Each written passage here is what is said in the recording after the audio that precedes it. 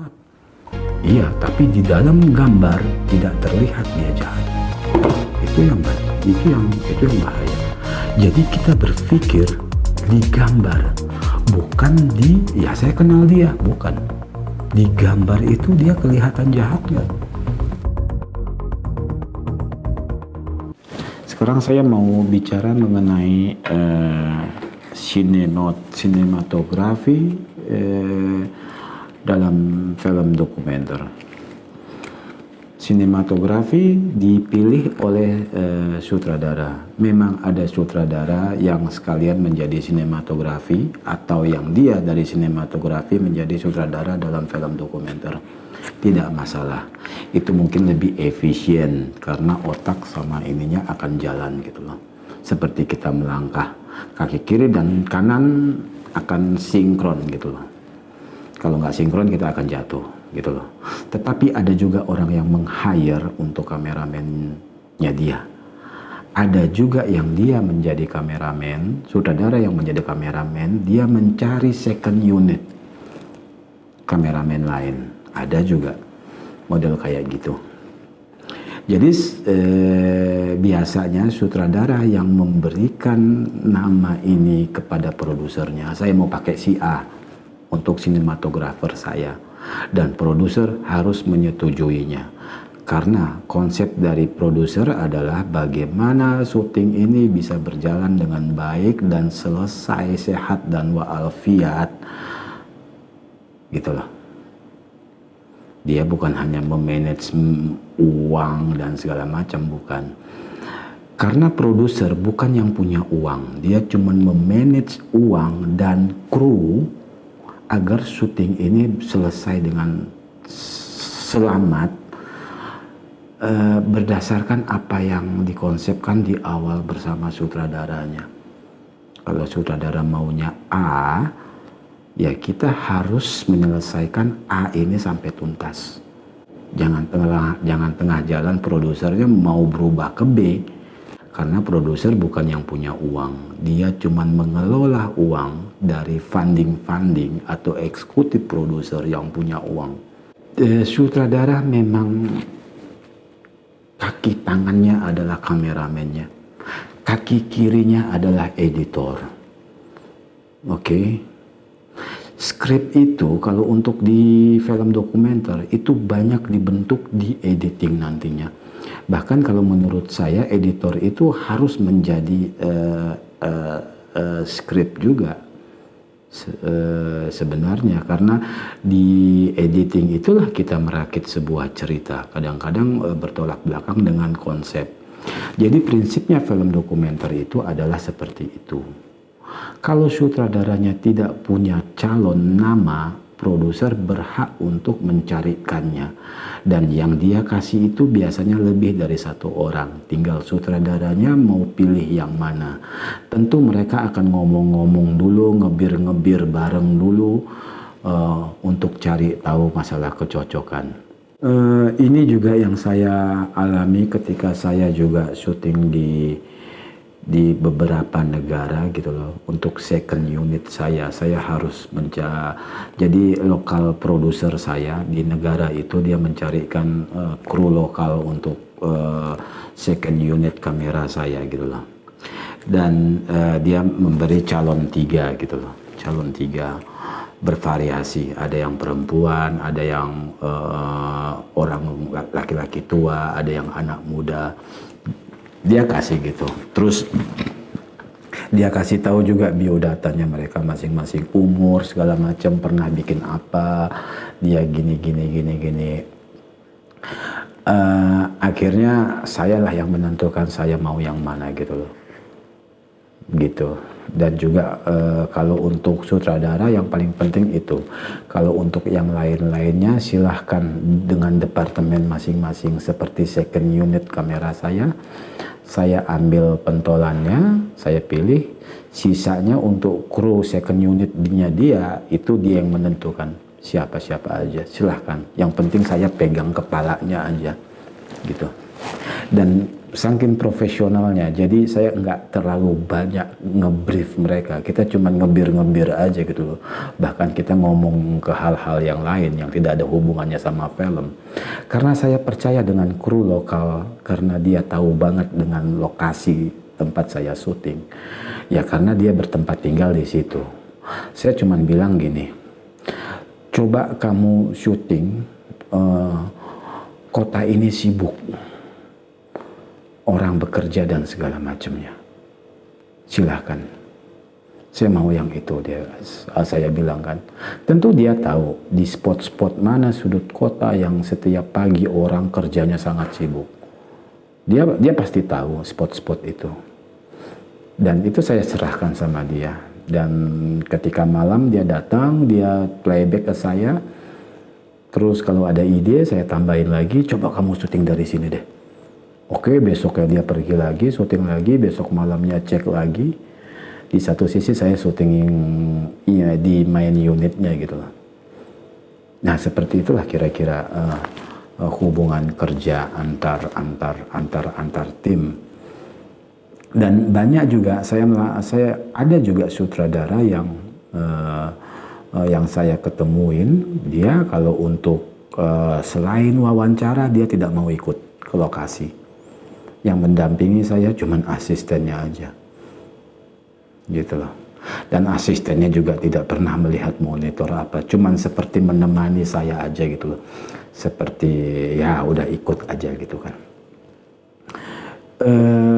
Tetapi tugas sutradaranya ini dia lebih senang di hotel aja, pagi-pagi berenang, nge-wine, ngopi. Terus dia nonton hasil syuting di hotel, dia tulis note-nya, dia mencoba mencari apa yang harus dilakukan lagi dan dilakukan lagi ketika kita makan malam, kita meeting dan dia pesan sama saya, besok kalau kamu mau syuting ini, dia kasih memo sama saya. Coba fokus ke si bapak ini karena saya curiga dia akan begini. Kalau ada hal-hal yang melakukan ini, kamu syuting. Jadi saya sebelum berangkat itu dengan asistennya dia tuh udah dibekali memo gitu loh sama dia. Nah, ketika wawancara dia harus ikut karena wawancara ini walaupun kita udah punya pertanyaan, kadang-kadang ini akan basi ketika di tengah jalan pertanyaan itu akan masuk ke dalam, ke hal yang pribadi atau ke hal yang lebih seru lagi dan akan dicecer lagi ke arah sana, gitu loh. Setelah udah dicek ke arah sana, nyatanya nggak ada apa-apa, akan balik lagi ke list, gitu loh. Ada sutradara yang kalau dia wawancara itu dia nggak langsung ke target, dia ke ciri dulu, nanti dia baru ke targetnya. Ada juga sutradara yang punya trik. Dia tahu kalau emosi orang ini itu ekspresinya bagus sekali kalau dia mengutarakan apa tujuannya gitu kan. Jadi sengaja dia membuat pertanyaan yang bodoh gitu loh. Sengaja memang dia menanyakan pertanyaan-pertanyaan yang sebenarnya nggak penting gitu loh. Contoh misalnya ini orang penting sekali untuk urusan negara gitu loh. Dia memulai pertanyaannya dengan hal yang sangat simpel dan basa-basi gitu loh. Sampai orang ini juga berpikir mengkerutkan keningnya sampai yang bingung dan gitu. Setelah itu dia jawab dengan simpel sekali, dengan nggak penting dia jawab. Habis itu baru dia masuk ke topiknya. Dengan ekspresi yang masih mengkerutkan kening ini, dia berbicara mengenai program dia. Itu yang dikejar sama sutradaranya. Artinya untuk menjadi sutradara yang sekalian menginterview tokoh itu punya trik. Bukan apa kabar, baik di mana, gini. Enggak. Mereka lebih percaya dengan ekspresi daripada apa yang diucapkan oleh si tokoh ini. Karena ucapan itu bisa berbohong, tetapi ekspresi tidak. Kadang-kadang makanya mereka lebih suka memperhatikan ekspresi daripada apa yang diucapkan. Kadang-kadang kalau dia mau style ekspresi orang ini lagi ngomong hal yang penting, dia pingin style ke arah yang menyebalkan. Orang ini kan lagi mengutarakan hal yang penting sekali sama si sutradara ini kan. Tiba-tiba sutradara ini sambil melihat-lihat yang ke yang lainnya atau melihat jam atau benerin baju, itu otomatis ekspresi yang akan ngomong tuh akan gitu loh, berubah gitu loh. Jadi kayak gila, gue ngomong gak diperhatiin gitu loh. Ada rasa sebelnya gitu kan. Tapi dia terus menerangkan konsepnya itu. Tapi ekspresi akan berubah. Kadang-kadang itu dia set up gitu loh. Kadang-kadang dia colek saya, pura-pura bisik. Jangan lupa nanti tangannya ya, karena tangannya itu sangat penting sekali. Oke. Tapi kadang-kadang kalau dia berbisik kayak gitu, dia kayak ada perlu apa gitu loh. Kayak ngecek ininya, apa mungkin volumenya kurang naik. Tapi dia sambil ngomong sama saya bisik-bisik gitu loh. Biar si tokoh ini nggak dengar gitu loh. Biar nggak curiga gitu loh. Artinya memang yang kita hadapi ini adalah manusia yang kapan aja bisa berbohong kalau ngomong, tapi kalau ekspresi nggak bisa. Dan saya percaya itu juga. Lebih bagus memang orang berekspresi tapi dikit ngomong daripada banyak omong tapi ekspresinya datar gitu loh. Gitu loh. Saya pernah menemukan film dari A sampai Z, isinya cuma wawancara semuanya. Tapi kenapa saya masih bisa bertahan nonton sampai habis? Karena di situ ada ekspresi. Dan di situ editornya sangat canggih dalam menyimpan kiki yang kita pingin tahu. Sebenarnya siapa yang bunuh orang ini? Ini katanya sih itu, ini enggak. Sampai endingnya pun kita nyatanya salah duga. Penonton salah duga. Artinya interview enggak salah, tetapi berkualitas interviewnya. Teman-teman banyak cuman interview itu kayak, oke Pak, Bapak bisa menyatakan kalau Bapak itu miskin? Ya, saya miskin. Oke, bagus Pak. Terima kasih. Ayo, masa bikin film seperti itu? Kamu syuting rumahnya aja semua orang udah tahu dia miskin. Gitu loh. Nggak perlu ditanyain, ya saya miskin. Saya usianya 80 tahun. Penonton juga udah tahu dia kurus kering rambut putih kayak gitu, ya pasti udah tua sekali. Udah nggak penting pertanyaannya itu. Daripada menghabis-habisin durasi film, mending ke hal yang lebih penting. Gitu. Masa penonton tidak tahu kalau dia miskin? Kita udah kasih lihat rumahnya kok miskin. Gentengnya bocor apa segala macam gitu loh. Jadi saya juga banyak mengalami hal-hal yang terus belajar gitu loh. Terus belajar dengan sutradara lain dari Jepang, beda karakternya, dari ini beda lagi, dari ini seru memang. Jadi ketika saya tahu, oh kamu dari Prancis, oke. Dari mana? Belanda, oke. Australia, oke. Jadi sebenarnya cukup menarik bekerja sebagai kameramen di dalam film dokumenter bersama sutradara gila, dan sangat seru lah. Kadang-kadang kalau kita udah mendapatkan hasil yang sangat bagusnya itu, aduh, kita harus merayakannya pakai bir, dia bilang. Aduh, disitulah manjanya sutradara itu. Wah, pakai peluk, terima kasih. Aduh, apa ya, prize gitu loh. Kita selesai tuntas gitu. Dan saya juga ketika dia udah pulang ke negaranya, selamat di editing lah, gue bilang gitu. Gitu. Cukup lama juga saya, dari tahun 97 saya jadi sinematografi untuk film dokumenter sampai tahun 2014. Sampai tahun 2014 saya mencoba untuk menjadi sutradara di dalam film dokumenter yang saya bikin sendiri.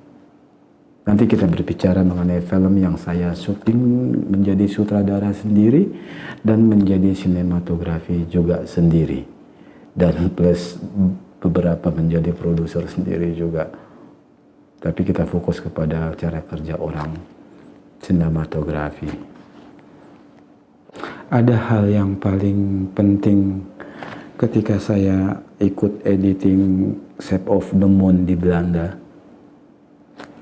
Kita saat itu sudah masuk ke draft 6. Draft 6. Ternyata mereka itu mempreview film itu kepada 6 orang yang mereka undang dari berbagai profesi. Ada yang penjaga swalayan, bartender, apa segala macamnya, sampai orang kepolisian di Belanda. Mereka undang, mereka kasih lihat draft 6 tersebut. Setelah mereka nonton, kita minum-minum wine gitu.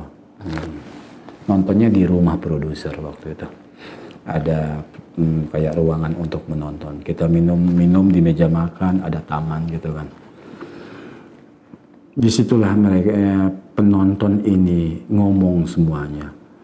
Saya nggak paham ya, kenapa orang itu kok marah-marah ya.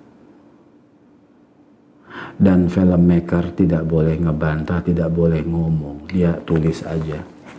Berarti adegan itu nggak beres, berarti marah-marahnya nggak jelas. Terus mereka ngomong lagi, itu maksudnya apa ya, kok gambarnya ini habis itu saya nggak paham maksudnya itu apa. Tulis lagi. Terus habis itu ada yang ngomong, saya suka sekali sama adegan itu, tolong ya jangan dia apain lagi, udah bagus itu. Catat. Kita nggak ngomong sama sekali. Setelah selesai, nggak ada lagi, ya kita baru ngomong mengenai hal-hal yang lain. Habis itu basa-basi mereka pulang. Besoknya baru kita meeting lagi, poin-poin yang tadi dibicarakan, coba di-recheck lagi di editing. Apa yang salah? Kita perbaiki, habis itu kita preview lagi ke orang yang berbeda. Bukan orang yang sama. Saya tanya sama produser saya.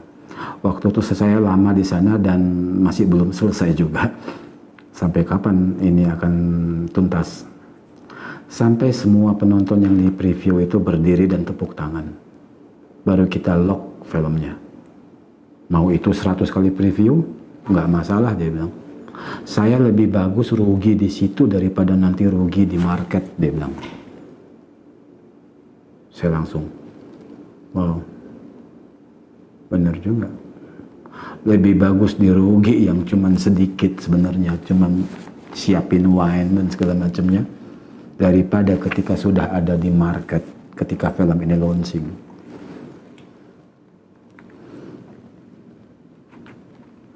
Itulah yang saya terapkan juga untuk film-film saya gitu. Karena apa? Penonton yang kita tes ini itu adalah cikal bakal